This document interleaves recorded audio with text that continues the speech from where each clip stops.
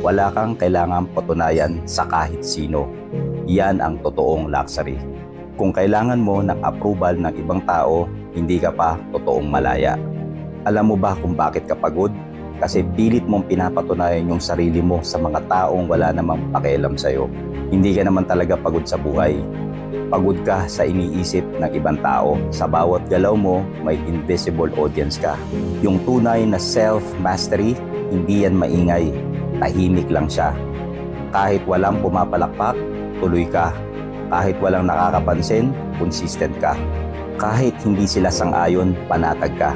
Kasi alam mo kung sino ka.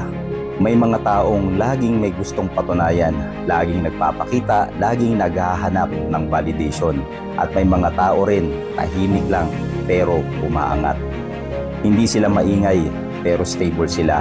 Kapag may pinapatunayan ka pa, hindi ka totoong malaya. Controlled ka pa rin ng opinions na hindi mo naman kontrolado. Pero kapag wala na, dun ka palang nagiging totoong malaya. Oo, hindi madali. May mga taong hindi ka maiintindihan, may mga hindi sasang-ayon sa'yo. Pero okay lang yon. Hindi mo kailangan ng approval para maging totoo sa sarili mo. Hindi mo kailangan patunayan ang worth mo kasi hindi na yon up for debate. At kapag tumigil ka na sa pagpiplease, doon ka talaga nagsisimulang lumakas. Kung gusto nyo po ng ganitong klaseng mga inspirational at motivational video, paki-like and share po ang video na to at paki-follow na rin po ang channel na to. This is Real Talk with Raf. Maraming salamat po.